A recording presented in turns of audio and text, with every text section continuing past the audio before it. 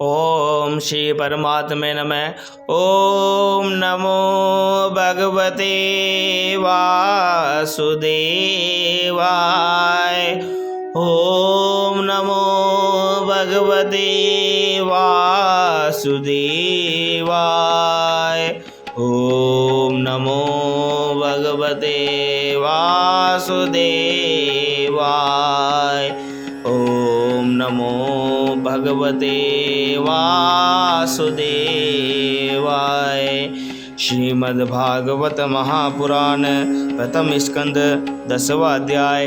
श्री कृष्ण का द्वारका का गमन। शौनक जी ने पूछा, धार्मिक शिरोमणि महाराज युधिष्ठिर ने अपनी प्रेतक संपत्ति को हड़प जाने के लिए इच्छुक आदताइयों का नाश करके अपने भाइयों के साथ किस प्रकार से राज्य शासन किया और कौन कौन से काम किए, क्योंकि भोगों में तो उनकी प्रवृत्ति थी ही नहीं। सुत जी कहते हैं, संपूर्ण सृष्टि को उज्जीवित करने वाले भगवान श्री हरि परस्पर कलहर अग्नि से दग्ध कुरुवंश को पुनर्अंकुरित कर और युधिष्ठिर को उनके राज्य सिंहासन पर बैठाकर बहुत प्रसन्न हुए। भीष्म पितामह और भगवान श्री कृष्ण के उपदेशों के श्रवण से उनके अंतःकरण में विज्ञान और उदय हुआ और उन पर भ्रांति मिट गई। भगवान के आश्रय में रहकर वे समुद्र प्रयत्न सारी पृथ्वी का इंद्र के समान शासन करने लगे। भीमसेन आदि देवर उनके भाई पूर्ण रूप से उनकी आज्ञाओं का पालन करते थे। युधिष्ठिर के राज्य में आवश्यकतानुसार यथेष्ट वर्षा होती थी। पृथ्वी में समस्त अभिष्ट वस्तुएं पैदा होती थी। बड़े बड़े थनों वाली बहुत सी गौएं पसंद रहकर गौशालों को दूध से सींचती रहती थी। नदियाँ, समुद्र, पर्वत, वनस्पति, लताएं और औषधियाँ प्रत्येक ऋतु में यथेष्ट रूप से अपनी अपनी वस्तुएं राजा को देती थी। अजात शत्रु महाराज युधिष्ठिर के राज्य में किसी प्रकार पानी को कभी भी आदि अव्याधि अथवा दैविक, भौतिक और आत्मिक कलेश नहीं होते थे। अपने बंधुओं का शोक मिटाने के लिए और अपनी बहन सुभद्रा की प्रसन्नता के लिए भगवान श्री कृष्ण कई महीनों तक हस्तिनापुर में ही रहे। फिर जब उन्होंने राजा युधिष्ठिर से द्वारका जाने की अनुमति मांगी, तब राजा ने उन्हें अपने आदेश से लगाकर स्वीकृति दे दी। भगवान उनको प्रणाम करके रथ पर सवार हुए। कुछ लोगों ने समान उम्र वालों ने उनका आलिंगन किया और कुछ छोटी उम्र वालों ने प्रणाम। उस समय सुभद्रा, द्रौपदी, कुंती, उत्तरा, गांधारी, धृतराष्ट्र, युधिष्ठिर, कृपाचार्य, नकुल, सहदेव, भीमसेन, द्रौम्य और सत्यवती आदि सब मूर्छित से हो गए। वे सांग पानी श्री कृष्ण का वीर से नहीं कर सह सके। भक्त सत्पुरुषों के सरंग से जिसका दुसंग छूट गया है, वह विचारशील पुरुष भगवान के मधुर मनोहर सुयश को एक बार भी सुन लेने पर भी फिर उसे छोड़ने की कल्पना भी नहीं करता। उन्हीं भगवान के दर्शन तथा स्पर्श से, उनके साथ आलाप करने से तथा साथ ही साथ सोने और उठने, बैठने और भोजन करने से जिनका संपूर्ण हृदय और उन्हें समर्पित हो चुका था, वे पांडव भला उनका विरह कैसे सह सकते थे। उनका चित्त द्रवित हो रहा था। वे सब ननिमेश्वर नेत्रों में सिर रखो कर भगवान को देखते हुए संदेह बंधन से बंधन कर जहाँ तहाँ दौड़ रहे थे। भगवान श्री कृष्ण के घर से चलते समय उनके बंधुओं की स्त्रियों के नेत्र उत्कंठावश उमड़ते हुए आंसुओं के सिर भर गए, परंतु वह इस भय के सिर किए हुए कहीं यात्रा के समय अशकुन न हो जाए, उन्होंने बड़ी कठिनाई से उन्हें रोक लिया। भगवान के प्रस्थान के समय वररंग, सरंग, भेरी, वीणा, ढोल, नरसिंगे, धुंधरी, नंगारे, घंटे और दुंदुबिया आदि बाजे बजने लगे। भगवान के दर्शन की लाल साधन से कुरुवंश की स्त्रियां अटारियों पर चढ़ गई और प्रेम, लज्जा और मुस्कान से युक्त विचित्र वन से भगवान को देखती हुई उन पर पुष्पों की वर्षा करने लगी। उस समय भगवान के प्रिय सखा घुंघराले बालों में को घुंघराले वाले अर्जुन ने अपने प्रियतम श्री कृष्ण का वह श्वेत छत्र जिसमें मोतियों की झालर लटक रही थी और जिसका डंडा रत्नों का बना हुआ था अपने हाथ में ले लिया। उद्धव और अत्यधिक बड़े विचित्र चवर डुलाने लगे। मार्ग में भगवान श्री कृष्ण पर चारों ओर से पुष्पों की वर्षा हो रही थी। बड़ी ही मधुर झांकी थी। जहाँ तहाँ ब्राह्मणों के लिए दिए हुए सत्य आशीर्वाद सुनाई पड़ रहे थे। वे सगुण भगवान के तो अनुरूप ही थे, किंतु उनमें सब कुछ है, परंतु निर्गुण के अनुरूप नहीं थे, क्योंकि उनमें कोई प्राकृतिक गुण नहीं है। हस्तिनापुर की कुलीन रमणिया जिनका क्षेत्र भगवान श्री कृष्ण में रम गया था, आपस में ऐसी बातें कही रही थी जो सबके कान और मन को आकृष्ट कर रही थी। वे आपस में कह रही थी, सखियों, वेद ही सनातन परम पुरुष है जो प्रलय के समय भी अपने अद्वितीय निर्विशेष स्वरूप में स्थित होते हैं, स्थित रहते हैं। उस समय सृष्टि के मूल ये तीनों गुण भी नहीं रहते। जगदात्मा ईश्वर में सभी जीव भी लीन हो जाते हैं और महत्वाधीन समस्त शक्तियाँ अपने कारण अव्यक्त रूप से अव्यक्त में सो जाती है। उन्होंने फिर अपने नाम रूप रहित स्वरूप में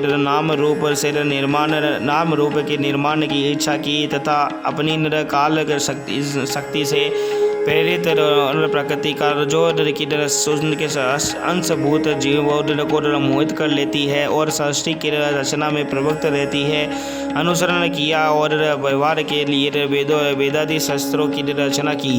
इस जगत में जिससे कि स्वरूप का अक्षर साक्षात्कार जितेंद्रिय योगी अपने प्राणों को वश में करके भक्ति से प्रफुल्लित निर्मल हृदय में किया करते हैं।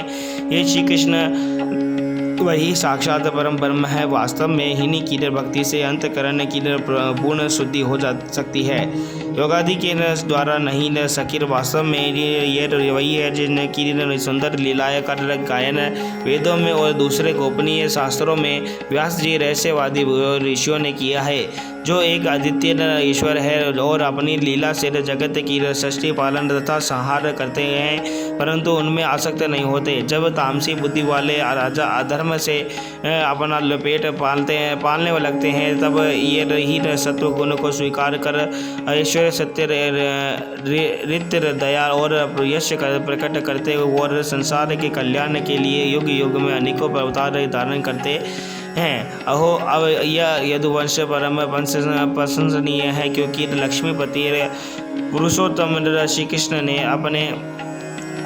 ने जन्म ग्रहण करके इस वंश को सम्मानित किया है। वह पवित्र मधुबन व्रज मंडल भी अत्यंत धन्य है, जिसे इन्होंने अपने शैशव एवं किशोरावस्था में घूम फिर कर सुशोभित किया है। बड़े हर्ष की बात है कि द्वारका ने स्वर्ग यश का तिरस्कार करके पृथ्वी के पवित्र यश को बढ़ाया है, और क्यों न हो वहाँ की प्रजा अपने स्वामी भगवान श्री कृष्ण को जो बड़े प्रेम से मंद मंद मुस्कुराते हुए उन्हें कृपा दृष्टि से देखते हैं, उन्हें निरंतर निहारती रहती है। नहीं सकी जिनका इन्होंने पानी ग्रहण किया है, उन स्त्रियों ने अवश्य ही व्रत दृष्टान हवन आदि के द्वारा इन परमात्मा की आराधना की होगी, क्योंकि वे बार बार इनकी उस अधर सुधा का पान करती है, जिन्हें इसके स्मरण मात्र से ही व्रज बलाए आनंद से मूर्छित हो जाया करती थी। वे ये स्वयं भर मेरे शिशुपाल आदि मत वाले राजाओं का मादन प्रदन करके जिनको कबून अपने बाहुल बल से हर लाए थे तथा जिनके पुत्र प्रद्युम्न सांब अम्ब आदि वेद रुक्मणी आदि आठों पटरानियों और भौमासुर को मारकर लाई हुई जो इनकी हजारों अन्य पत्नियां हैं, वे वास्तव में धन्य हैं, क्योंकि इन सभी ने स्वतंत्र पवित्र पतिव्रता से रहित स्त्री जीवन को पवित्र और उज्जवल बना लिया है। इनकी महिमा का वर्णन क्यों कोई क्या करे। इनके स्वामी साक्षात कमल नयन भगवान श्री कृष्ण है, जो नाना प्रकार की प्रिय चेष्टाओं तथा पारिजातादि प्रिय वस्तुओं की भेंट से इनके हृदय में प्रेम और एवं आनंद की वृद्धि करते हुए कभी एक क्षण के लिए भी इन्हें छोड़कर दूसरी जगह नहीं जाते। हस्तिनापुर की स्त्रियां इस प्रकार बातचीत कर रही थी कि भगवान श्री कृष्ण मंद मुस्कान और प्रेम पूर्वक चितवन से उनका अभिनंदन करते हुए वहां से विदा हो गए। अजात शत्रुघ्न युधिष्ठिर ने भगवान श्री कृष्ण की रक्षा के लिए हाथी, घोड़े, रथ और पैदल सेना उनके साथ कर दी।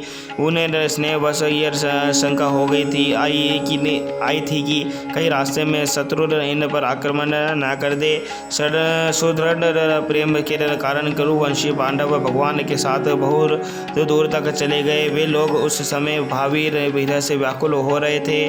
भगवान श्री कृष्ण ने उन्हें बहुत आग्रह करके विदा किया और सात्यकी उद्धव आदि प्रेमी मित्रों के साथ द्वारका की यात्रा की। सोनक जी वे कुरुजांगल, पांचाल, सुरसेन, यमुना के तटवर्ती प्रदेश, ब्रह्मवत्र, कुरुक्षेत्र, मत्स्य, सारस्वत और मरुदंडर देश को पार करके सोवीर और आवीर देश के पश्चिमी आनंतर देश में आए। उस समय अधिक चलने से के कारण भगवान के रथ के घोड़े कुछ थक से गए थे। मार्ग में स्थान पर लोग उपहार के द्वारा भगवान का सम्मान करते। सायंकाल होने पर वे रथ पर से भूमि पर उतर जाते हैं और जलाशय पर जाकर संध्या वंदन करते। यह उनकी नित्य चर्या थी। बोलो श्री कृष्ण भगवान की जय हो।